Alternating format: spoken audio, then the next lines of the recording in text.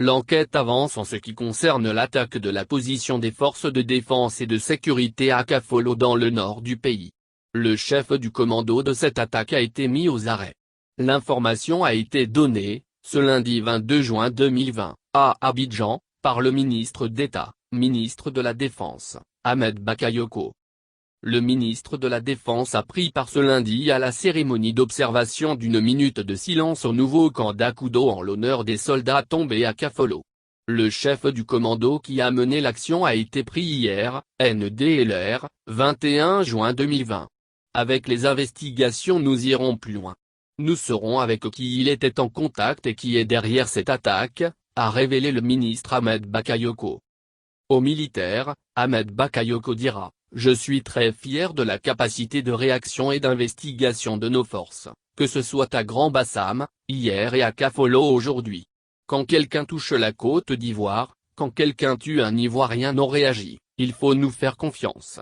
Tous ceux qui ont fait ça, sont en voie d'arrestation. Poursuivant, il a indiqué, il s'agit des gens qui veulent nous désorganiser pour diviser. Et de s'interroger, comment quelqu'un peut avoir comme objectif de vie de venir tuer et ne pas revendiquer? Lire aussi, opération de ratissage /parc de la Comoé et zone de Kafolo, l'armée ivoirienne engage des moyens aériens et terrestres. Le ministre a demandé aux Ivoiriens d'être solidaires devant ces actes terroristes. S'insurgeant contre ceux qui s'adonnent à la manipulation lorsqu'il y a de tels actes, il dira, le minimum de la décence, c'est de respecter les morts. Il ne faut pas toujours essayer de manipuler les choses.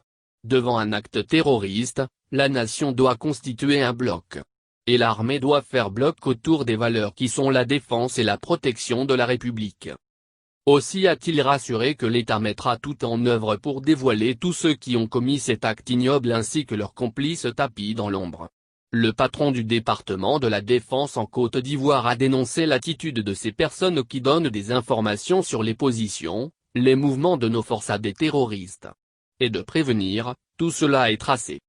Pour le ministre Ahmed Bakayoko, il n'y a pas pire dans la vie d'un homme que de devenir l'ennemi de son propre pays.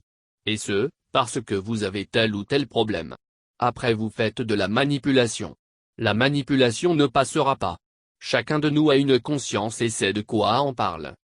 Avant de prendre congé des militaires, il leur a annoncé que le président de la République, Alassane Ouattara prendra personnellement part aux obsèques des militaires tués à Kafolo. La Côte d'Ivoire continue sa marche. N'en déplaise à ceux qui cherchent des problèmes où il n'y en a pas, a lancé Ahmed Bakayoko.